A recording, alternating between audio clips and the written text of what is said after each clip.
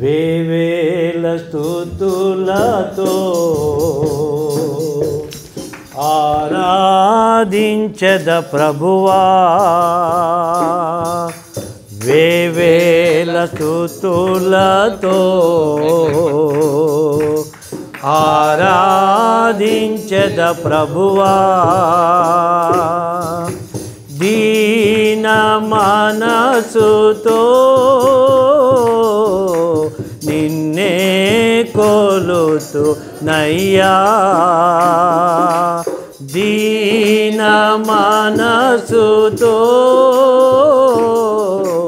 నిన్నే కొలుతు నయ్యా, వేవేల స్తుతులతో ఆరాధించద ప్రభువా, వేవేల స్తుతులతో ఆరాధించద ప్రభువా, నే ఘోర పాపిని అయ్యుండగానే నా కొరకై క్రీస్తు ఈ భువి కరుదెంచే, నే ఘోర పాపిని అయ్యుండగానే నా కొరకై క్రీస్తు ఈ భువి కరుదెంచే, నన్ను రక్షించుటకై సిలువలో మరణించే, నన్ను రక్షించుటకై సిలువలో మరణించే, తన రక్తముతో నా పాపము కడిగే, తన రక్తముతో నా పాపము కడిగే, వేవేల స్తుతులతో ఆరాధించద ప్రభువా, వేవేల స్తుతులతో ఆరాధించద ప్రభువా, నీ హృదయములో కలవరపడనీయాక నీ కొరకు నేను స్థలము సిద్ధపరచ, నీ హృదయమును కలవరపడనీయాక నీ కొరకు నేను స్థలము సిద్ధపరచ, వెళ్ళుచున్నానని నా యేసు ప్రభువా, వెళ్ళుచున్నానని నా యేసు ప్రభువా, వాగ్దానమును ఇచ్చిన ప్రభువా, వాగ్దానమును ఇచ్చిన ప్రభువా, వేవేల స్తుతులతో ఆరాధించద ప్రభువా, వేవేల స్తుతులతో ఆరాధించద ప్రభువా, పూర్ణ హృదయముతో నిన్నారాధింతును, పూర్ణ మనసుతో నిన్నే సేవింతును, పూర్ణ హృదయముతో నిన్నారాధింతును, పూర్ణ మనసుతో నిన్నే సేవింతును, కృతజ్ఞతాస్తుతులు నీకే చెల్లింతును, కృతజ్ఞతాస్తుతులు నీకే చెల్లింతును, హృదయమారా నిన్నే సేవింతును, హృదయమారా నిన్నే సేవింతును, వేవేల స్తుతులతో ఆరాధించద ప్రభువా, వేవేల స్తుతులతో ఆరాధించెద ప్రభువా దీన మనసుతో నిన్నే కొలుతు నయ్యా దీన మనసుతో నిన్నే కొలుతు నయ్యా వేవేల స్తుతులతో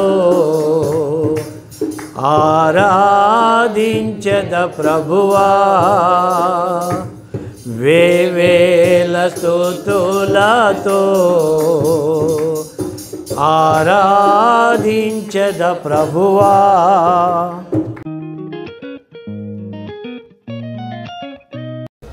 దేవుని యొక్క వాక్య భాగంలో ప్రవక్త అయిన యెషయా ద్వారా తండ్రి అయిన దేవుడు తన ఆత్మచేత వ్రాయింపబడిన మాటలు, అది పాత నిబంధన కానీ కొత్త నిబంధన కానీ దేవుడు తన ఆత్మచేత ఈ మాటలన్నీ రాయించాడు. రండి, ప్రవక్త అయిన జకర్యా గ్రంథం, ప్రవక్త అయిన జకర్యా గ్రంథం 7వ అధ్యాయము 12వ వచనం. ప్రవక్త అయిన జకర్యా గ్రంథం 7వ అధ్యాయము 12వ వచనం చదవండి. పూర్వీకులైన ప్రవక్తల ద్వారా సైన్యములకు అధిపతియగు యెహోవా తన ఆత్మ ప్రేరేపణ చేత తెలియజేసిన మాటలను తాము వినకుండునట్లు హృదయములను కురివిందములే కఠినపరుచుకొనిరి గనుక సైన్యములకు అధిపతియగు యెహోవా యొద్ద నుండి. సరే, కాబట్టి ఇక్కడ ధర్మశాస్త్రము పూర్వీకులైన ప్రవక్తల ద్వారా సైన్యములకు అధిపతియగు యెహోవా తన ఆత్మ ప్రేరేపణ చేత తెలియజేసిన మాటలు. ఇవి పాత నిబంధన కానీ కొత్త నిబంధన కానీ.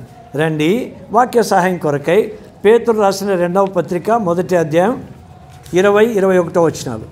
పేతురు రాసిన 2వ పత్రిక 1వ అధ్యాయము 20-21. ఒకడు తన ఊహను బట్టి చెప్పుట వలన లేఖనములో ఏ ప్రవచనమును పుట్టదని మొదట గ్రహించుకొనవలెను. ఏదైనగా ప్రవచనము ఎప్పుడునూ మనుషుని ఇచ్చను బట్టి కలగలేదు కానీ మనుషులు పరిశుద్ధాత్మ వలన ప్రేరేపింపబడిన వారై దేవుని మూలముగా పలికిరి. కాబట్టి ఈ మాటలో పాత కొత్త నిబంధనలో చూసాం, దేవుని ఆత్మచేత వ్రాయబడిన మాటలు. ఎందుకు దేవుని యొక్క ఆత్మచేత ఈ మాటలు రాయబడ్డాయి? నీవు నేను కూడా ఆయన సృష్టి కాబట్టి. 100వ దావీదు కీర్తన, 100వ దావీదు కీర్తన, 100వ దావీదు కీర్తన గమనించినట్లయితే మరి మార్చి కొన్ని వచనాలు. సమస్త దేశములారా యెహోవాకు ఉత్సాహధ్వని చేయుడి.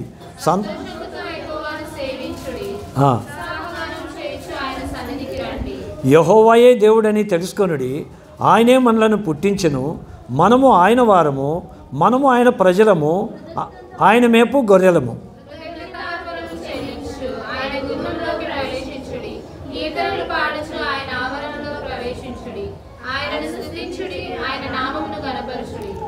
యెహోవా దయాళుడు, ఆయన కృప నిత్యముండును, ఆయన సత్యము తరతరములో ఉండును. కాబట్టి ఎందుకు మనము దేవుణ్ణి స్తుతించి ఆరాధించాలంటే, మరి ఇక్కడ 2వ వచనంలో యెహోవాయే దేవుడని తెలుసుకొనుడి, ఆయనే మనలను పుట్టించెను, మనము ఆయన వారము, మనము ఆయన ప్రజలము, ఆయన మేపు గొర్రెలము. పుట్టించెను అనే చోట 1 రాశారు, కింద ఫుట్ నోట్లు ఏమైనా ఉంది? మనల్ని మనమే సృజించుకోలే, మనకై మనం పుట్టలే ఈ లోకంలో. దేవుని యొక్క వాక్య భాగంలో ఈ యొక్క ప్రవక్త అయిన యెషయా గ్రంథం 12వ అధ్యాయంలో, ఆ దినమున మీరు ఇలాగందురు, యెహోవా నీవు నా మీద కోపపడితివి, నీ కోపము చల్లారెను, నిన్ను స్తుతించుచున్నాను, నీవు నన్ను ఆదరించి ఉన్నావు.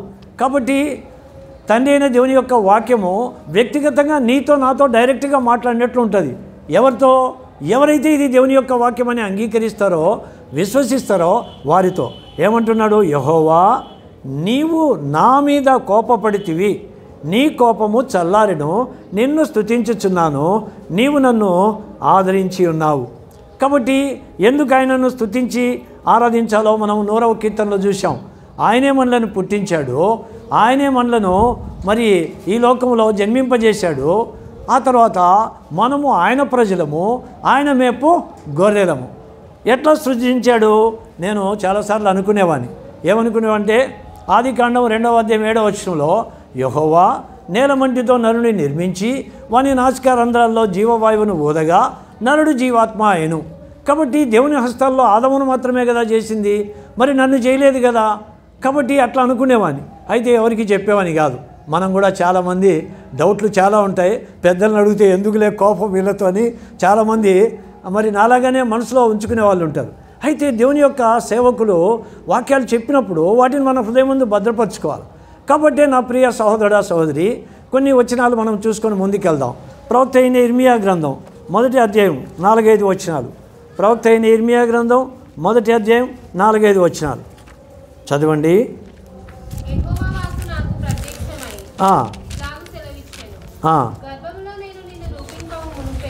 గర్భములో నేను నిన్ను రూపింపక మునిపే నిన్ను ఎరిగి తిని. చాలు, ఇక్కడ ఆగుదామమ్మా. ఏమంటున్నాడు తండ్రి అయిన దేవుడు ఇర్మియాతో? గర్భములో నేను నిన్ను రూపింపక మునిపే నిన్ను ఎరిగి తిని.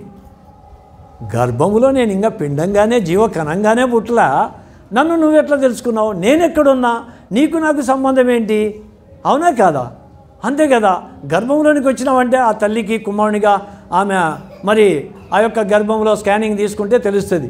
ఆ ఫారిన్ కంట్రీస్లో అయితే 3 నెలలకే చెప్పేస్తారు కుమారుడా కుమార్తె అని. ఇక్కడ మనకు అవకాశం లేదు. ఎందుకు? మనం చంపేసేవాళ్ళం, రాక్షసులం మనం కదా. అందుకు బ్యాన్ చేసింది గవర్నమెంట్. అయితే ఈ సమస్త అధికారాలు ఎవరి చేతిలో ఉన్నాయి? దేవుని చేతిలో ఉన్నాయి. ఎవరి నిమిత్తం? ఆయన తన ప్రజల క్షేమం నిమిత్తం ఈ లోకాన్ని ఏర్పరిచాడు. ప్రతి అధికారి ఆయన చిత్తంలో ఉండాల్సిందే తప్పనిసరిగా.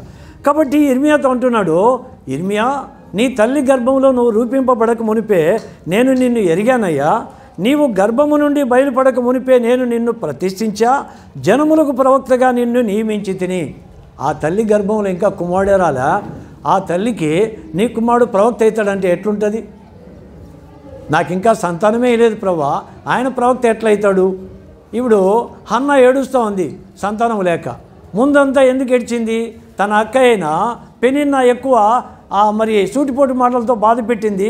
అసూయ కోపంతో దేవుని మందిరానికి రావాలంటే ఏడుపు వచ్చేసింది. రాని ఇష్టం ఉండేది కాదు. అయితే ఒకనొక స్థితిలో ఏలీ కుమారులు అదే మందిరంలో దుర్మార్గులైపోయారు. వారి నిమిత్తం ఆలోచన చేసింది, ప్రభువా ఇట్లయితే రాబోయే తరాలకు నీ వాక్యాన్ని యథార్థంగా ఉన్నది ఉన్నట్టుగా ప్రకటించేవారు ఎవరుంటారు? ఉండరు కదా అని అప్పుడు దేవుని మందిరానికి వచ్చినప్పుడు ప్రార్థన చేసుకుంది మనసులో. ప్రభువా నువ్వు నాకు కుమారుని ఇచ్చావంటే ఆ కుమారుని నీకు యాజకునిగా ఇస్తా. ఆ కుమారుడు తన జీవిత దినములన్నింటి నుండి మందిరంలో సేవ చేస్తాడు. నీకు నమ్మకమైన సేవకునిగా నేను ఇస్తా. నీకు సంతానమే లేదు, కుమారుడు పుడితే ప్రవక్తగా నువ్వు ఇస్తావా? అది ఈమె చెప్తుంది దేవునితో, నువ్వు ఇస్తే ప్రవక్తగా నా కుమారుడు నీకు ఇస్తా.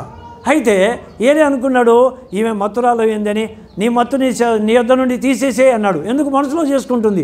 ఏలీకి వినపడ్డంలా.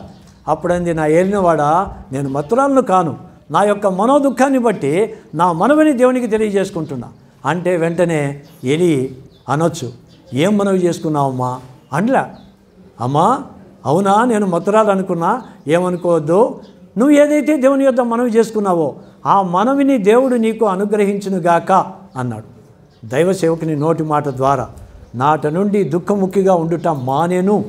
నా ప్రియ సహోదరుడా సహోదరి, నీ యొక్క దిగులు చింతలు ఏయున్నా దేవుని యొక్క పరిశుద్ధ మందిరానికి నువ్వు వచ్చినప్పుడు ఆ చింతలన్నీ దూరం చేసేవాడు ప్రభువైన యేసుక్రీస్తు వారు. కాబట్టి మరి నా విశ్వాస జీవితంలో నీవు నేను ఆ చింతలన్నీ దూరం చేసుకునే వారిగా నీవు నేను ఉండాలని. కాబట్టి దేవుని యొక్క అనేకమైన వాక్యాన్ని ఆధారం చేసుకుని పాటలు అనేక రీతిగా మరి దేవుని యొక్క మందిరంలో మనం పాడుకుంటూ ఉంటాం. కాబట్టి రేపటి దినము గూర్చి చింతపడకు, నాదుడేసు నీకుండ భయమెందుకు. రేపటి దినము గూర్చి నాదుడేసు నీకుండ భయమెందుకు. రేపటి దినము గూర్చి అది ఏ చింతించున్, రేపటి దినము గూర్చి అది ఏ చింతించున్. ఏ నాటి కీడు ఆనాటికే ఇలా చాలును. ఏ నాటి కీడు ఆనాటికే ఇలా చాలును. నా కొరకై అన్నీయు చేసేను యేసు, నాకింకా భయము లేదు లోకములో. నా కొరకై అన్నీయు చేసినందులకు, నా కొరకై అన్నీయు చేసినందులకు, నేను రక్షణ పాత్రను ఎత్తి ఆరాధించేదన్. నేను రక్షణ పాత్రను ఎత్తి ఆరాధించేదన్. కాబట్టి ఉదయకాలంలో నేను ఎందుకు దేవుని స్తుతించాలా? నా కొరకై అన్నీ చేసేసాడు దేవుడు, అవునా కాదా? కాబట్టి ఆ తల్లి గర్భంలో రూపింపబడక మునిపే నేను నిన్ను ఎరిగా అని ఇర్మియాతో చెప్తే, నాకైనా ఏం తెలియవు మహాప్రభు. అయితే ఆయన ఏమన్నాడు? 6వ వచనంలో అన్నాడు. ఏమన్నాడు? చదవండి. ఇర్మియా గ్రంథం 1వ అధ్యాయం 6వ వచనం. అయ్యో ప్రభువుకు యెహోవా చిత్తగించుము, నేను బాలుడనే, మాట్లాడుటకు నాకు శక్తి చాలదని నేను అనగా యెహోవా నాకు ఇలాగూ సెలవిచ్చెను. నేను బాలుడను అనవద్దు, నేను నిన్ను పంపువారు అందరి యొద్దకు నీవు పోవలను. ఎవరితో? బాలుడైన ఇర్మియాతో. మరి ఇక్కడ పెద్దలమైన మనమేం చెప్పాలా? బాల్యకాలం నుండి దేవుడు నీతో నాతో చెప్తున్నాడు, నేను నిన్ను పంపువారు అందరి యొద్దకు వెళ్ళి నువ్వు దేవుని యొక్క మాటలు చెప్పాలా. ఎక్కడ? నీ స్నేహితులకు, నీ క్లాస్మేట్స్కు, దేవుని ఎరిగిన బిడ్డలకు. బైబిల్ లేఖనాలు చెప్పటం కాదు, వారు ఉండే కష్ట దుఃఖాల్లో వారిని ఆదరించే మాటలు దేవుడు నీకు ఇస్తాడు. అయితే అట్లా ఉండాలంటే ఏం చేయాలా? మొట్టమొదటిగా నువ్వు దేవుని నీ హృదయంలో ప్రతిష్ఠించుకోవాలి. అప్పుడు తండ్రి అయిన దేవుడు నువ్వు ఎక్కడికి వెళ్ళినా నీ నోట తన మాటలు ఉంచుతాడు. కాబట్టి ఇర్మియా అన్నాడు, అయ్యా నేను బాలుని, మరి నేను మాట్లాడటకు నాకు శక్తి చాలదని అంటే 8వ వచనంలో ఏమన్నాడు? అందరం కలిసి చదువుదాం. 8వ వచనం. వారికి భయపడకము, నిన్ను విడిపించుటకు నేను నీకు తోడై ఉన్నాను, ఇదే యెహోవా వాక్కు. 9 కూడా. అప్పుడు యెహోవా చేయి చాపి నా నోరు ముట్టి ఇలాగూ సెలవిచ్చెను, ఇదిగో నేను నీ నోట నా మాటలు ఉంచి ఉన్నాను. కాబట్టి నా ప్రియ సహోదరుడా సహోదరి, నా విశ్వాస జీవితంలో తల్లి గర్భంలో రూపింపబడక మునిపే దేవుడు నిన్ను నన్ను ఎరిగాడు. చాలాసార్లు మనం అనుకుంటాం, చూలాలి గర్భమందు ఎముకలు ఏ రీతిగా ఎదుగుతున్నాయి, మోచే ఎముకలు మోచేతికే, కాలెముకలు కాలికే ఎట్లా వచ్చాయి, ఇవన్నీ గర్భంలో ఏ రీతిగా రూపించబడ్డాయి అనే డౌట్ ఉండేది. అయితే ప్రసంగి గ్రంథం 11వ అధ్యాయం 5వ వచనంలో జ్ఞాని అయిన సొలొమోను ఆ యొక్క దానికి సమాధానం చెప్తూ కొద్దిలోనే చెప్పి వదిలేశాడు. ప్రసంగి గ్రంథం 11వ అధ్యాయం 5వ వచనం చదవండి. ప్రసంగి 11:5.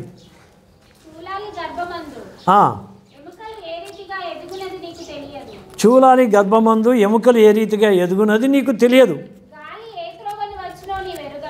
గాలి ఏ త్రోవను వచ్చునో నీవెరుగవు. అలాగుననే సమస్తాన్ని జరిగించే దేవుని క్రియలు నువ్వు ఎరుగవు అన్నాడు. ఇక్కడ సమాధానం మనకు దొరకలే.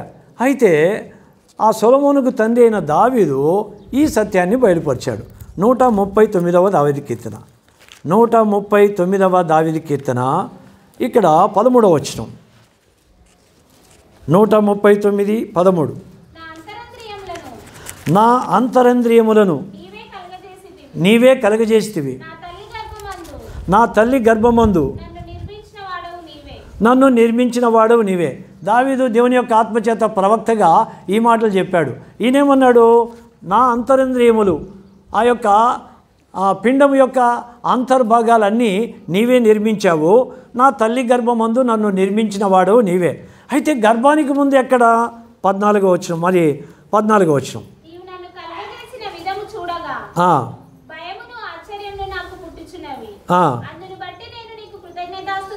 దావీదు తన ఆత్మ ద్వారా దేవుని యొక్క తల్లి గర్భానికి ముందు ఎట్లా తనను నిర్మించాడో ఆ సత్యాన్ని గుర్తిరిగి నాకు భయం పుడుతూ ఉంది, ఆశ్చర్యం అవుతూ ఉంది, అందును బట్టి నిన్ను మొట్టమొదటిగా స్తుతిస్తూ ఉన్నా.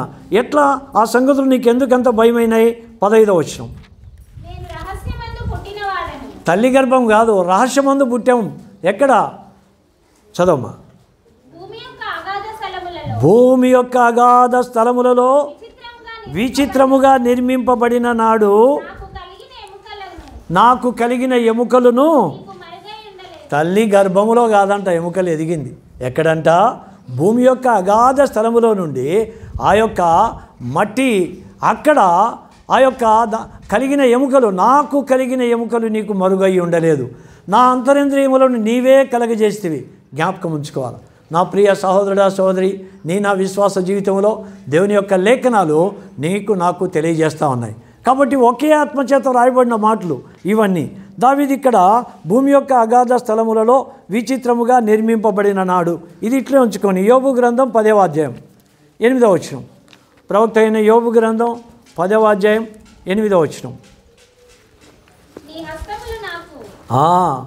ఆదికాండం 2:7 ఏ హస్తాలైతే ఆదామును తాకి నేలమంటితో నరుని నిర్మించి వాని నాసికారంధ్రాల్లో జీవవాయువును ఊదాడో, అదే రీతిగా ఆ పరలోకపు తండ్రి ఇక్కడ దేవుని యొక్క వాక్యభాగంలో నీ హస్తములు నాకు అవయవ నిర్మాణము చేసి నన్ను రూపించి ఉన్నాను.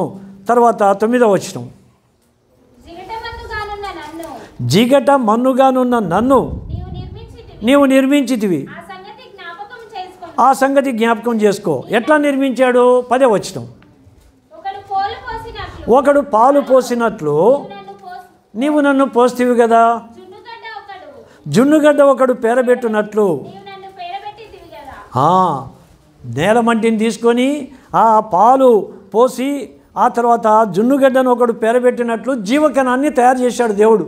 నేలమంటితో భూమి యొక్క అగాధ స్థలముల్లో నుండి ఆ యొక్క మట్టితో జున్నుగడ్డలాగా జీవకణాన్ని చేసిన తర్వాత అక్కడ ఏం చేశాడు? 11. అందరం కలిసి చూద్దామా? 11వ వచనం.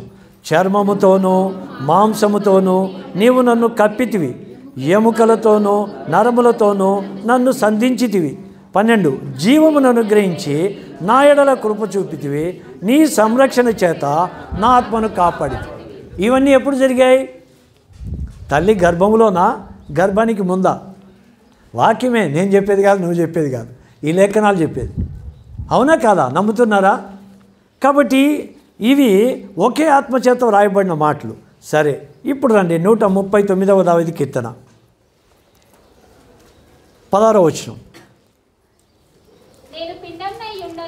నేను పిండమునై ఉండగా నీ కన్నులు నన్ను చూచెను, నియమింపబడిన దినముల్లో ఒకటైనా కాక మునిపే నా దినములన్నీ నీ గ్రంథములో లిఖితములాయను.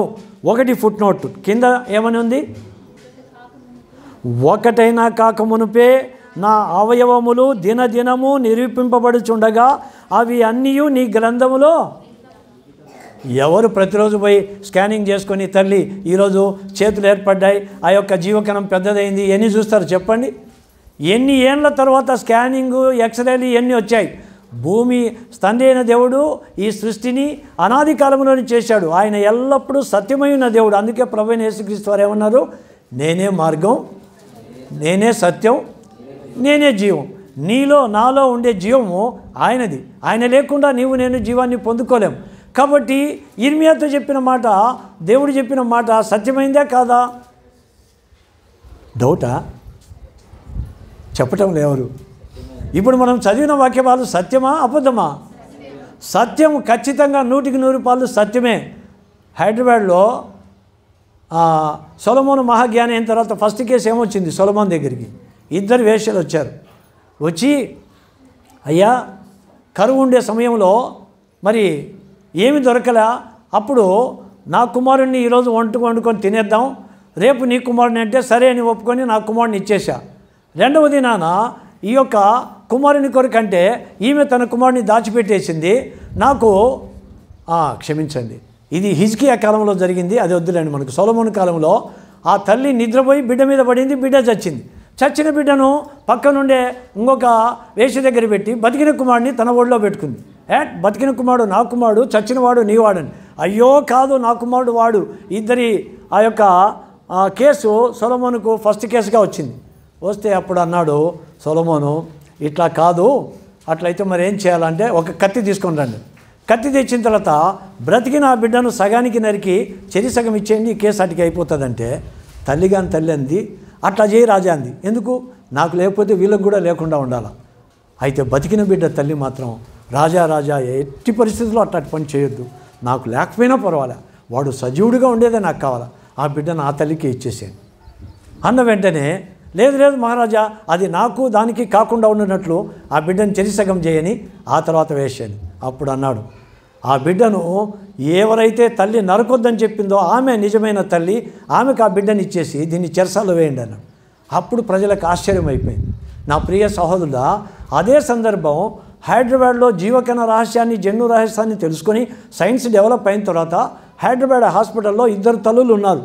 ఆ తల్లులు ప్రసవించారు.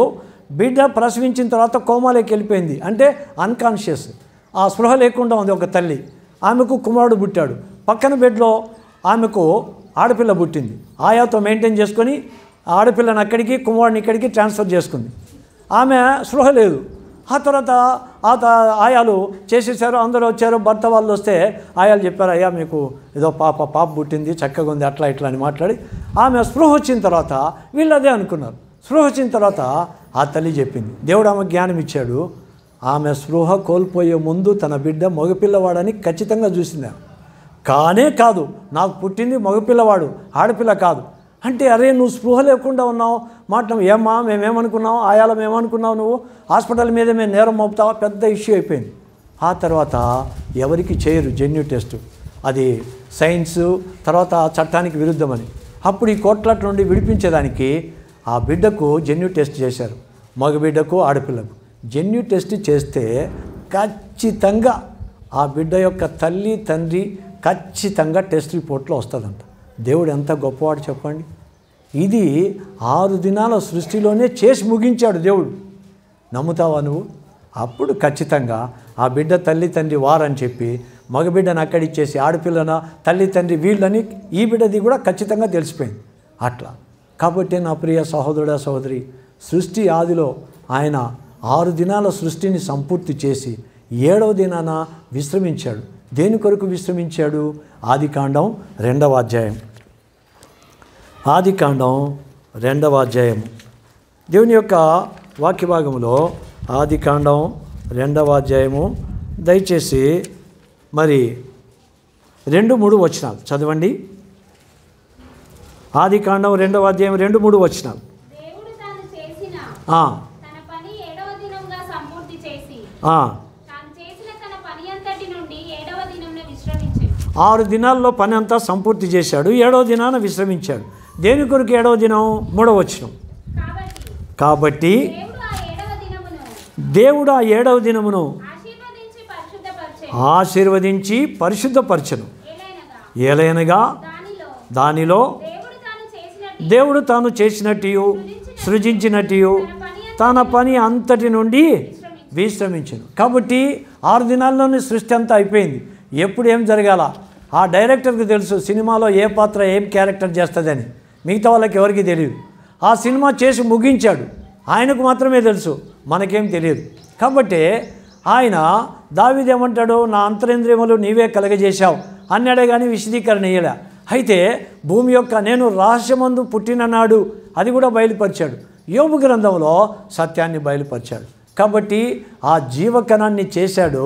తన యొక్క మరి ఆ పరలోక రాజ్యంలో తన హస్తాలు అవయవ నిర్మాణం చేసి రూపించి ఆ తర్వాత చర్మముతో మాంసముతో ఎముకలతో నవరములతో మనల్ని సంధించి యోబు గ్రంథం 8:12 ప్రకారం నీ ఆత్మను అనుగ్రహించి నీ ఆత్మ సంరక్షణ చేత నన్ను కాపాడితివి.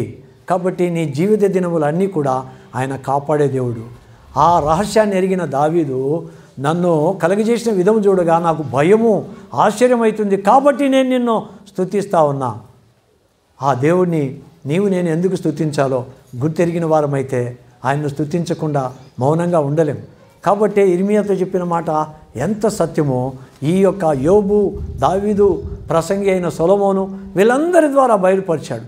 కాబట్టే దావీదు అంటాడు, నేను నియమింపబడిన దినాల్లో ఒకటైనా కాక మునిపే నా జీవిత దినములన్నీ నీ గ్రంథములో లిఖితములాయను. దీనికి ఆధారంగా 40వ దావీదు కీర్తన 7వ వచనం. 40వ దావీదు కీర్తన 7వ వచనం.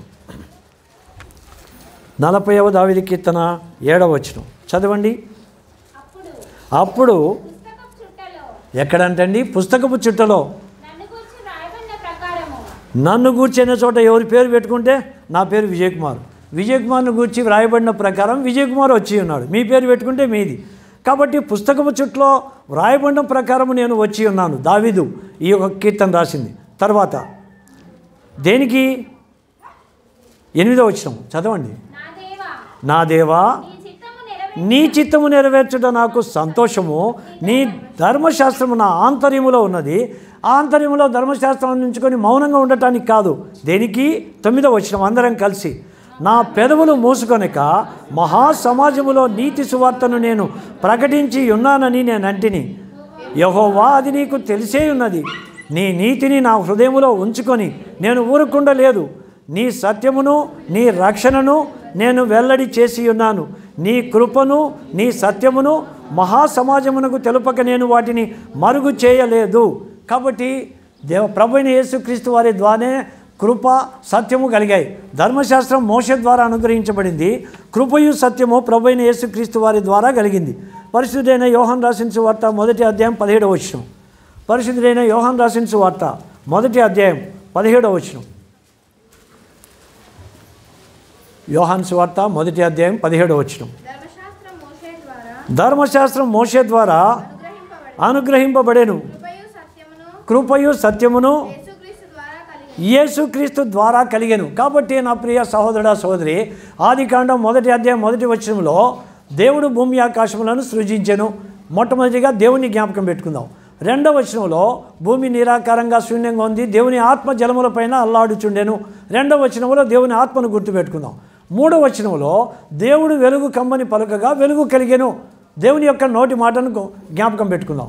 1వ వచనంలో దేవుడు, 2వ వచనంలో దేవుని ఆత్మ, 3వ వచనంలో దేవుని నోటి మాట. అవునా కాదా? యోహాను రాసిన సువార్త 1వ అధ్యాయం 1వ వచనంలో ఏముంది? ఆది యందు వాక్యం ఉండెను, వాక్యము దేవుని యొద్ద ఉండెను, వాక్యమే. కాబట్టి దేవుని నోటి మాటే దేవుని యొక్క వాక్యం. ఆ వాక్యం ఎవరు? యోహాను సువార్త 1వ అధ్యాయం 14వ వచనం. ఆ వాక్యమే శరీరధారిగా కృపాసత్య సంపూర్ణుగా మన మధ్య నివసించెను. అర్థమైందా? దేవుడు ఆ వాక్యమే, ఆది యందు వాక్యం ఏదైతే ఉందో ఆ వాక్యమే దేవుని యొద్ద ఉన్నింది, ఆ వాక్యమే దేవుడై ఉన్నాడు. కాబట్టి ప్రభువైన యేసుక్రీస్తు వారు ఆది యందు దేవుడై ఉన్నాడు. కాబట్టి నా ప్రియ సహోదరుడా సహోదరి, నీ నా విశ్వాస జీవితంలో తల్లి గర్భంలో రూపింపబడక మునిపే నీ పట్ల నా పట్ల అంత శ్రద్ధ వహించిన దేవుడు నియమింపబడిన దినాల్లో ఒకటైనా కాక మునిపే తన పుస్తకపు చుట్టలో నిన్ను గూర్చి నన్ను గూర్చి మన జీవితయాత్ర దినాలన్నీ రాసి ఉంచాడు. ఉదాహరణకు ఒక ట్యాబ్లెట్ తీసుకున్నాం అనుకో, ఒకటి కాదు, స్లిప్ తీసుకోవాలి. స్లిప్ తీసుకుంటే ఏముంటుంది? మ్యానుఫ్యాక్చరింగ్ డేట్, ఎక్స్పైరీ డేట్ ఉంటుంది. ఉంటుందా ఉండదా? Manufacturing date, expiry date. అదే ఒకవేళ డేటు నాకుంది అనుకో, నాకు ఒక 35 సంవత్సరాలు ఉందనుకో ఎక్స్పైరీ డేటు. ఇప్పుడు నా తల్లిదండ్రి పోయి, అయ్యా మా వానికి పెళ్లి వయసు వచ్చింది, బిడ్డని ఇస్తావంటే ఎక్స్పైరీ డేట్ ఎంత? 35 సంవత్సరాలు. పోయా 35 ఏళ్ళకు నా బిడ్డను విధురాలు చేసుకోవాలి, నేను ఇయ్యను. అందుకే దేవుడు మనకి ఎక్స్పైరీ డేట్ పెట్టలే. ఎంత ప్రేమ కలిగిన దేవుడు, ఎంత జ్ఞానం కలిగిన దేవుడు, ఏనాడైనా ఆలోచించావా? కాబట్టి ఈ మాటలన్నీ దేవుని యొక్క ఆత్మచేత ఆదికాండము నుండి ప్రకటన వరకు రాయించబడిన మాటలు. 40 మంది ప్రవక్తల చేత 39 పాత నిబంధన పుస్తకాలు, 27 కొత్త నిబంధన పుస్తకాలు రాయించి 66 పుస్తకాలుగా ఇచ్చాడు. మినీ బైబిల్ అని ప్రవక్త అయిన యెషయా గ్రంథాన్ని అంటారంట. నేనేం జ్ఞానిని కాదు, సేవకులు చెప్పిన మాటలు దాచుకున్నా, అది మీతో చెప్తున్నా, అంతేగాని నేను శూన్యం. కాబట్టి 66 పుస్తకాలు, 66 అధ్యాయాలు యెషయా గ్రంథం. అందులో పెద్ద సేవకులు చెప్తారు 39 పుస్తకాలు పాత నిబంధనను గూర్చిన లేఖనాలన్నీ ఉన్నాయంట. రిమైనింగ్ 27 పుస్తకాలు అంటే 40 నుండి 66 వరకు కొత్త నిబంధన, ప్రభువైన యేసుక్రీస్తు వారి యొక్క మరణ భూస్థాపన, పునరుత్థానాలు, ఆ యొక్క నూతన రాజ్యము, ఇవన్నీ కూడా చెప్పబడ్డాయంట. కాబట్టి నా ప్రియ సహోదరుడా సహోదరి, కీర్తనాకారుడు 1వ అధ్యాయం 1వ వచనంలో ఏమంటాడు? మరి 2వ వచనంలో దేవుని ధర్మశాస్త్రమును దివారాత్రము ధ్యానించేవాడు. మనం ధ్యానిస్తున్నామా? దివారాత్రం కదా దేవుడెరుగు. అనుదినం ఒక వాక్యం అన్నా, ఒక అధ్యాయం అన్నా చదువుతున్నామా చెప్పండి? మీరేమో కానీ చాలామంది దైవ సేవకులు అడిగేవారు, ఏమని ఈరోజు బైబిల్ ఎంతమంది చదివారు చేతులు ఎత్తండి అంటే, మనం దొంగలేం కదా, ఫస్ట్ ఉంటాం. చదివిన వాళ్ళన్నా నిదానంగా ఎత్తామేమో కానీ చదువు నేను టక్కున ఎత్తామని నేను తప్పించుకోవాలి. 8th క్లాస్లో నన్ను పట్టించాడు దేవుడు. ఏ రీతిగా? సైన్స్ టీచర్ క్వశ్చన్స్ వేస్తూ ఉన్నాడు. అందరు సార్ నేను చెప్తాను. మీరంతా ఆగండి అని చూస్తాడు.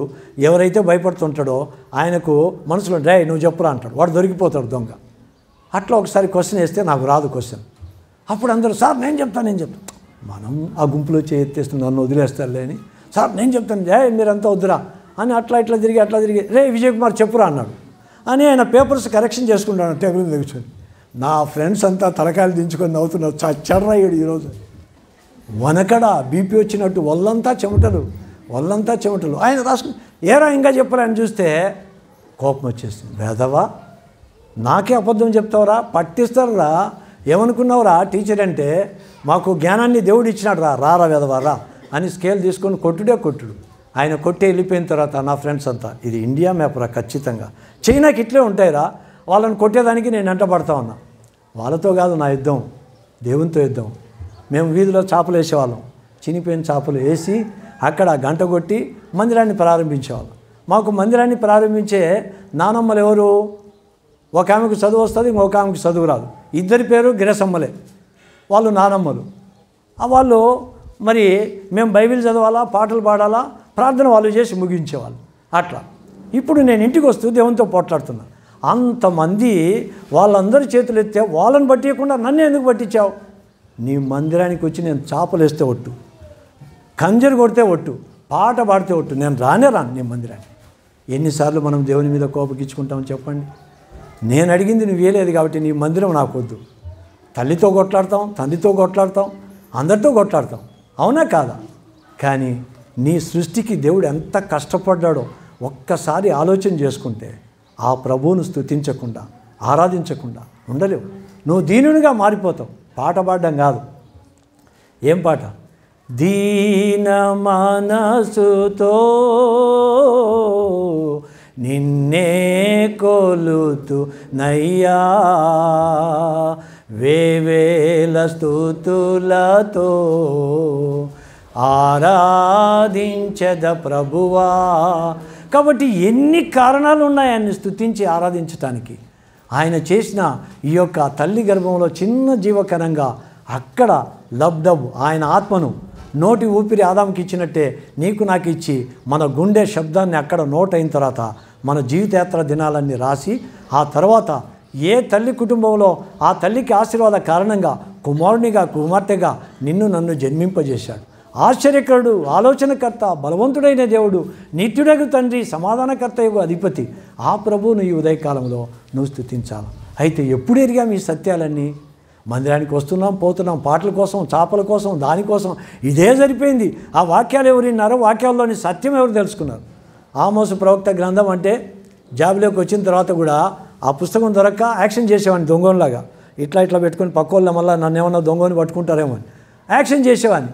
ఆ తర్వాత వీబీఎస్ మీటింగ్స్లో అక్కడంతా చూస్తే చిన్న బిడ్డలు 39 పుస్తకాలు కంఠస్థం చేసి చెప్తున్నారు.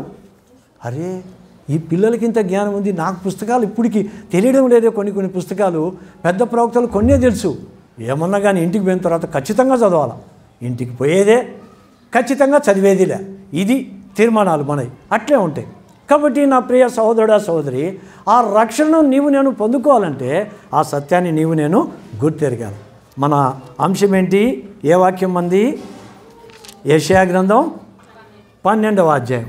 కాబట్టి మొదటి, యెహోవా నీవు నా మీద కోపపడితివి, నీ కోపము చల్లారెను, నిన్ను స్తుతించుచున్నాను, నీవు నన్ను ఆదరించి ఉన్నావు. కాబట్టి నీ యొక్క కోపాన్ని తగ్గించావు, నా మీద నుండి తొలగిపోయింది, ఇప్పుడు నేను నిన్ను స్తుతిస్తున్నా. ఎవరన్నారు? త్వరగా మనం ఆరాధన సమయం అయింది కాబట్టి త్వరగా వెళ్దాం. యోనా అన్నాడు. ఏమన్నాడు? ఆ మత్స్యం కడుపులోకి పోయిన తర్వాత అప్పుడు ఆడ ప్రార్థన చేసుకున్నాడు. ప్రభువా, ఇక్కడ సజీవునిగా పెట్టేవే, దీని బదులు ఆ నినివే పట్టణానికి వెళ్ళి సువార్త చెప్పింటే బాగుండు కదా, నీ మాట వినలా, దయతో నన్ను క్షమించు. అయితే నన్ను ఈ మత్స్యము నవలకుండా మింగేసిందే, ఇక్కడొక ఆ యొక్క నాచు పీచు ఉండే సముద్ర గర్భంలోకి వచ్చా, నా యొక్క జన్మ ముగియవలసిందే, నా జీవితయాత్ర ముగియాల్సింది, ఇక్కడ సజీవునిగా ఉంచావే, నీ చిత్తమైతే ఇప్పుడు నేను నినివే పట్టణానికి వెళ్ళి సువార్త చెప్తా. ఈ కోపానికి కారణం నా అవిధేయతే, నా అతిక్రమమే ఒప్పుకున్నాడు యోనా. వెంటనే చేపకు ఆజ్ఞాపించాడు. ఆ చేప వెళ్ళి యోనాను కక్కివేసిందంట. యోనా గ్రంథం, ప్రవక్త అయిన యోనా గ్రంథం. ఇది అనాది కాలము నుండి దేవుని యొక్క చిత్తంలో జరిగిన చరిత్రే. 2వ అధ్యాయం 1వ వచనం. ఆ మత్స్యము కడుపులో నుండి యోనా యెహోవాను ఇలాగున ప్రార్థించెను. నేను ఉపద్రవములో ఉండి యెహోవాకు మనవి చేయగా ఆయన నాకు ప్రత్యుత్తరం ఇచ్చెను. పాతాళ గర్భములో నుండి నేను కేకలు వేయగా నీవు నా ప్రార్థన అంగీకరించి ఉన్నావు. ఏం చేసినాడంట? 10వ వచనం చదవండి. 2:10. అంతలో ఆ, యెహోవా మత్స్యమునకు ఆజ్ఞేయగా ఆ. అది యోనా నేల మీద కట్టివేసెను. ఏం ఆశ్చర్యం అండి! చేపలు దేవుని మాట, ఆ యొక్క తిమింగలం దేవుని యొక్క మాట వింటా ఉంది. ఆ చేప, ఆ మత్స్యం, అది మరి అనేకసార్లు ఇది సత్యమా?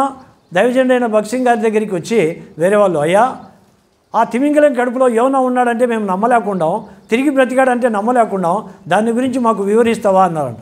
అప్పుడు దైవజనుడు అన్నాడంట, భక్సింగ్ గారు, అయ్యా పరిశుద్ధ గ్రంథమైన బైబిల్ ఏది చెప్తుందో అది నేను నమ్ముతా. ఒకవేళ పరిశుద్ధ గ్రంథంలో యోనా కడుపులో తిమింగలం ఉన్నది అన్నా కానీ నేను ప్రశ్నించకుండా నమ్ముతా, ఇది నా విశ్వాసం అని అక్కడి నుంచి వెళ్ళిపోయాడంట. విపరీతమైన తర్కాలు, వాదులోట్లు మనం పెట్టుకోవద్దు. అపొస్తలుడైన పౌలు తిమోతికి కూడా అదే చెప్తాడు. దేవుని వాక్యాన్ని చదివితే ఆ వాక్యము నీతో బయలుపరుస్తాడు. దేవుడు తప్పకుండా బయలుపరుస్తాడు. కాబట్టి దేవుని యొక్క చిత్తంలో ఆ యొక్క మత్స్యం వెళ్ళి యోనాను కక్కివేసింది. అప్పుడు నినివే పట్టణానికి వెళ్ళాడు. 3 దినాల ప్రయాణం అంతా పట్టణం, అది అంత పట్టణం. అక్కడికి వెళ్ళి ఎందుకు అనుకున్నాడు? బహుభయంకరమైన పాపంలో ఉంది ఆ నినివే పట్టణం. వాళ్ళు వింటారా? ఈయన పిచ్చి కానీ, పెద్ద ఆయన పిచ్చి కానీ, వాళ్ళంత దుర్మార్గులు, అంత ఘోర పాపంలో ఉండేవాళ్ళు వాళ్ళు వింటారా? విననే వినరు. నేను ఆ మాట చెప్పి నేనెందుకు చెడ్డ కావాలా అని తర్షీషుకు ఓడ ఎక్కిపోయినాడు. అక్కడ ఓడ అడుగు బాగానే నిద్రపోతున్నాడు. దేవుని కోపం రాదా? కోపం వచ్చేసింది, తుఫాన్ వచ్చింది. ఓడ నావికులంతా సరుకులు పడేసి ఎంత కంట్రోల్ చేసినా కాలే. అయ్యా మీ దేవుళ్ళకు ప్రార్థన చేసుకోండి అని అందరికీ ప్రార్థన చేసుకొని అటెండెన్స్ చేసుకున్నాడు. అరే యోనా అనేవాడు లేడు, ఎక్కడ పోయాడు రా వాడు? సముద్రంలో దూకాడా, చచ్చాడా చూడండి రా అంటే అట్టడుగు బాగానే పోతే నిద్రపోతా ఉన్నాడు. ఒక ప్రవక్తను పట్టుకొని అన్యుడైన ఆ యొక్క నావికుడు, ఓ ఈ నిద్రపోతా లే అంటే లేచి కూర్చున్నాడు. ఏమైందయ్యా? తుఫాన్ వచ్చింది, మనం అందరం చచ్చే స్థితిలో ఉన్నాం, నీ దేవునికి నువ్వు ప్రార్థన చేసుకో అంటే బయటకు వచ్చాడు. చూశాడు. యోనాకు అర్థమైపోయింది, ఈ ఉపద్రవం నా వల్లనే వచ్చింది. అప్పుడు ఇంకా భయపడ్డారు. నీ వలన వచ్చిందా? ఇంతకు నువ్వు ఎవరు? ఎక్కడి నుండి వచ్చావు? ఆకాశానికి, భూమికి, సముద్రానికి సృష్టికర్త అయిన దేవుని యొక్క కుమారుని మహాప్రభు, నీకొక సాష్టాంగ నమస్కారం, నీ సృష్టికర్తకు ఒక సాష్టాంగ నమస్కారం. ఆయన ఏటేటికి? భూమికి, ఆకాశానికి, సముద్రానికి సృష్టికర్త. మరి అలాంటి ఆ దేవుని యొక్క సేవకుడు అయింది నువ్వేం తప్పు చేశావు? ఎందుకు ఈ మాట అంటున్నావు? ఆయన నినివేకి పోయి సువార్త చెప్పంటే నేను తర్షీషుకు పోతున్నా. ఏం మనిషివయ్యా నువ్వు? అంత గొప్ప దేవుని సత్యాన్ని గుర్తెరిగిన నీవు ఆయన మాట వినకుండా ఇట్లా ఎందుకు వచ్చావు? ఈ ఉపద్రవం ఇట్లా వచ్చింది, మరేం చేయాలి ఇప్పుడు? అప్పుడు అన్నాడంట, నన్ను ఎత్తి సముద్రంలో పడేయండి అంటే వాళ్ళు భయపడ్డారు. ఇంత గొప్ప దైవ సేవకుని మరి సేవకుడు అని చెప్పిన తర్వాత ఈయన నెత్తి సముద్రంలో వేస్తే మనం ఇంటికి వెళ్తామా? మన భార్య పిల్లలు సుఖంగా ఉంటారా అని మళ్ళా ప్రయత్నం చేశారంట. వాళ్ళ శాయశక్తుల ప్రయత్నం చేసిన ఆ తుఫాన్ ఆగడంలే. అప్పుడు నిర్ణయానికి వచ్చారు, చీట్లు వేశారంట. ప్రభువా, ఈయనేమో ఇటు చెప్తున్నాడు, నిజంగా ఈ ఆకాశానికి, భూమికి, సముద్రానికి సృష్టికర్తమైన దేవుడు నీవే అయితే, ఈయన నీ సేవకుడైతే ఈయన నెత్తి సముద్రంలో పడేయమని చెప్తున్నాడు.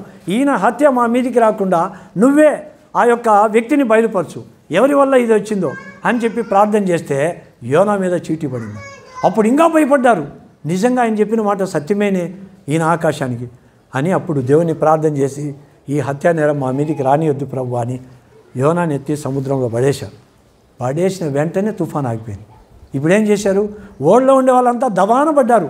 ఆ సృష్టికర్త అయిన దేవుణ్ణి కొలుస్తూ ఉన్నారు. యెహోవాయే దేవుడు, యెహోవాయే దేవుడు. ఏలియా దగ్గర అగ్ని ఆకాశం నుండి దిగి కందకాన్ని దహించి వేసిన వెంటనే బయలు ప్రవక్తలు నిడిచిపెట్టి అప్పుడు చెప్పారు. అంతవరకు మౌనం. ఏలియా, ఎంతకాలం 2 తలంపుల మధ్య ఉంటారయా? యెహోవా దేవుడైతే ఆయన్ని అనుసరించండి, లేదంటే బయలుదేవుడైతే బాని అని అంటే ఒక్క మాట జవాబు ఇయ్యరే. చాలా తెలివైన వాళ్ళు.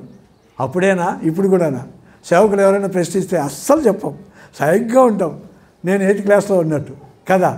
కాబట్టి మనం అట్లే ఉంటాం. అప్పుడు ఎప్పుడైతే ఆకాశం నుండి ఏమన్నాడు? ఒక ఎద్దును కోసి కందకాల్లో నీళ్లు పోసి ముందు వాళ్ళకిద్దాం, ఆకాశం నుండి ఏ దేవుడు అగ్ని బయలుపరుస్తాడో వాడే నిజమైన దేవుడు అంటే అప్పుడు అన్నారు, అది మంచిది అన్నారు. ఆ తర్వాత ఆకాశం నుండి అగ్ని దిగి దహించి వేస్తానే. యెహోవాయే దేవుడు, యెహోవాయే దేవుడు. ఈ ఉదయకాలంలో నీ హృదయానికి దేవుడు ఎవరు? యెహోవానా? నిన్ను సృష్టించిన నీ సృష్టికర్త. అందుకనే 103వ దావీదు కీర్తనలో దావీదు అంటాడు, నా అంతరంగంలోని సమస్తమా ఆయన చేసిన ఉపకారంలో దేన్ని మరవకు. ఒట్టి మాటలు కాదు, అనుభవించి ఆత్మచేత తెలుసుకొని రాయబడిన మాటలు. కాబట్టే నా జీవిత దినాలన్నీ తన పుస్తకపు చుట్టలో రాసుకున్నాడు, తల్లి గర్భంలో రూపింపబడక మునిపే. ఆ రక్షణ, నా కోపము, ప్రభువా నీ కోపము నా మీద నుండి తిరిగిపోయింది, ఇప్పుడు నినవే పట్టణానికి వెళ్ళా 3 దినాలు, అయ్యా 40 దినాల్లో ఉపద్రవం వస్తుంది, మీ పాపాల చేత అపరాధాల చేత దేవుడు మిమ్మల్ని శిక్షించడానికి ఈ పట్టణము నాశనం అయిపోతుంది అని 1 దిన ప్రయాణం అంతా తిరిగి ఆ తర్వాత కొండెక్కి కూర్చున్నాడు. మిగిలిన 2 దినాలు ఎవరు పోయి పర్చేజ్ చేస్తారు? చేప కడగలో నుంచి నేను చంపకుండా తీసుకొని వస్తే 1 దినం ప్రయాణం చేసి ఏమవుతుందో చూస్తాను పైన కూర్చొని. అప్పుడు ఒకరి ద్వారా ఒకరికి సువార్తలు వీళ్ళే చెప్పుకొని రాజు వరకు సామాన్యుని వరకు అందరూ ఉపవాసం ఉండి పశువులకు కూడా నీళ్లు పెట్టకుండా పసిబిడ్డలకు పాలియకుండా అందరూ తమను తాము తగ్గించుకొని దేవుణ్ణి వేడుకున్నారు. అరే ఇంత మార్పు వచ్చేసింది. 40 దినాలు అయిపోయిన తర్వాత చూస్తున్నాడు, కాడంలే. అప్పుడు క్షమించేశాడు దేవుడు వాళ్ళ పాపాన్ని బట్టి. అప్పుడు యోనా కోపం వచ్చేసింది. అప్పుడు నువ్వు కోపడ్డావు, ఇప్పుడు నేను కోపడుతున్నా. నువ్వు చెప్పిన మాట ఏమైంది? నువ్వు ఇట్లాంటివని నాకు తెలుసు కదా, అత్యంత కృప కలిగిన వాడివి, దయాలుత్వం కలిగిన వాడివి, క్షమించుటకు సిద్ధమైన మనసు కలిగిన వాడిని తెలిసే నేను తర్శించుకుపోయినా. నన్నేమో తప్పులు పడుతుంది, ఇప్పుడేమో 40 దినాలకని చెప్తే 40 దినాలకు వారిని క్షమిస్తీవి అంటే ఆ సొర చెట్టు వచ్చింది. అబ్బా ఎంత హాయిగా ఉంది అనుకున్నాడు. దాన్ని పురుగు పెట్టి తొలిచేసి తప్పల ఎండ దెబ్బ తగిలి పడిపోయాడు. అప్పుడు అన్నాడు, ఈ సొర చెట్టు విషయంలో నీకు చింత ఉందా? ఉంది. ఆ సొర చెట్టును తొలిచేసిన పురుగును నడిచేస్తా, దాన్ని చంపేస్తా. ఎంత బాగుండే సొర చెట్టు. 1 దినములోగా నువ్వు సొర చెట్టును పెంచలే చేయలే, నీకు నీడినిచ్చిన ఆ చెట్టు విషయమే నీకు ఇంత దిగులుంటే 1,20,000 జనాభా కలిగిన ఈ జనులందరూ తమను తాము తగ్గించుకుంటే వారిని నేను క్షమించొద్దా అంటే యోనా సిగ్గుపడ్డాడు. అవును ప్రభువా, నువ్వే న్యాయవంతుడి, నీ తీర్పులు సత్యమైంది. అప్పుడు దిగి ప్రజలతో కలిసి తిరిగి తన యొక్క సువార్త పరిచయంలో ముందుకు సాగాడు. కాబట్టి నీ కోపము నా మీద నుండి తొలగిపోయాను కాబట్టి నేను నిన్ను స్తుతిస్తా ఉన్నా. ఎక్కడ చదివా మీ మాట? యెషయా గ్రంథం 12వ అధ్యాయం చదవమ్మా. యెషయా 12.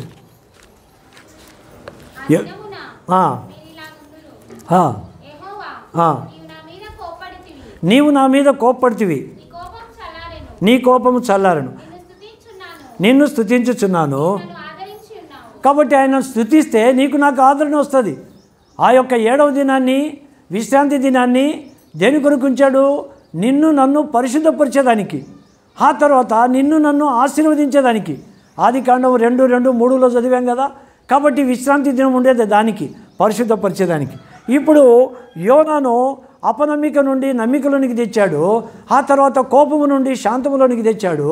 ఆ తర్వాత అంటున్నాడు, నీ కోపము నా మీద నుండి తిరిగిపోయింది కాబట్టి ప్రభువా స్తుతికి పాత్రుడవు నీవే, నిన్ను నేను స్తుతిస్తున్నా. 2వ వచనం చదవండి.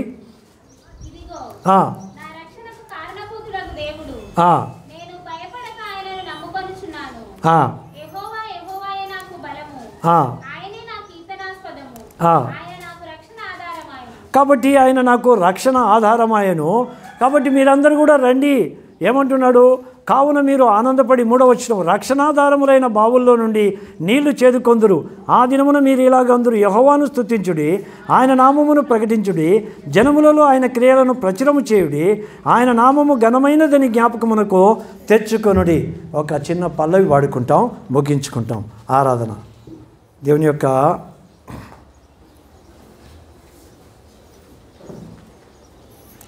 పాట సంఖ్య 502.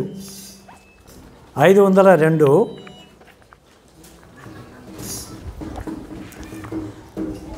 మరి 2వ చరణం, 1వ చరణం మాత్రమే వాడుకుంటాం. బలవంతుడేసు మహిమా పాడి విలగునే వివరింప, కల్వారి రక్షణ విలువా ఎల్లరికి దొరుకును. ఆ రక్షణంపు బావులెల్లను అంతులేని లోతుగలవి ఎండిపోవు ఎన్నాడైనను చేదికొందు మెన్నాడందునా ఎండిపోవు ఎన్నాడైనను చేదికొందు మెన్నాడందునా నీళ్ళు లేని శ్రమ ఎంతయో దీనిని ఆలోచించరే ఎవ్వరు విలువైన ప్రభుని మాటలను ఆలకించి అంగీకరించు రక్షణంపు బావులెల్లను అంతులేని లోతుగలవి ఎండిపోవు ఎన్నాడైనను చేదికొందు మెన్నాడందునా. ఆ రీతిగా నీవు నేను ఎఫెసీయులకు రాసిన పత్రిక 2వ అధ్యాయం 1వ వచనం ప్రకారం మీ అపరాధాల చేత పాపాల చేత చచ్చిన వారై ఉండగా ప్రవక్త అయిన యెషయా గ్రంథం 59వ అధ్యాయం అక్కడ రక్షింపనేరకు ఉండునట్లు యెహోవా హస్తం కురుచు కాలేదు, మీ పాపంలో మీకు మీ దేవునికి అడ్డముగా వచ్చింది. కాబట్టి మన యొక్క పాపాలు తప్పిదాలు అపరాధాలు ఆయన సన్నిధిలో ఒప్పుకున్నప్పుడు యోనాను చేప కడుపులో నుండి తిరిగి జీవం కలిగిన ప్రదేశంలో కక్కివేయమని చేపకు ఆర్డర్ ఇచ్చాడు. దేవుని యొక్క చిత్తములో ఆ యొక్క ఉపద్రవం నుండి కోపము నుండి సముద్రంలో నుండి తప్పించబడ్డాడు, చేప కడుపులో నుండి తప్పించబడ్డాడు. ఆ తర్వాత కూడా ఆయన కోపము దేవునిపైన ఉంటే దేవుడు బయలుపరిచినప్పుడు 1,20,000 మంది జనులు తమను తాము తగ్గించుకున్నారు. నువ్వు ఒక్క దినమే సువార్త చేశావు, 2 దినాల సువార్త వారు చెప్పుకున్నారు, వారందరూ రక్షింపబడ్డారు, నన్ను గోజాడుకున్నారు. నిన్ను క్షమించిన ప్రకారం నీకు దయను చూపించిన ప్రకారం వారికి నేను చూపించాలా వద్దా, వారు కూడా నా కుమారులు కుమార్తెలు కాదా అన్నప్పుడు సిగ్గుపడి యోనా తగ్గించుకున్నాం.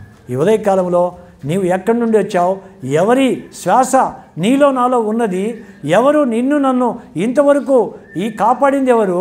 ఆ దేవుని యొక్క కరుణ జాలి, ఆయన జీవము, ఆయన యొక్క ప్రత్యక్షత గుర్తెరిగితే నీవు కూడా ప్రభువా నేను నిన్ను స్తుతిస్తా ఉన్నా, నేను నీ గొర్రెపిల్లను, నీవు నన్ను సృష్టించిన సృష్టికర్తవు, నా కాపరివి, అందును బట్టి నేను నిన్ను స్తుతిస్తున్నా అని స్తుతించగలిగినట్లు దేవుడు సహాయం చేయనుగాక.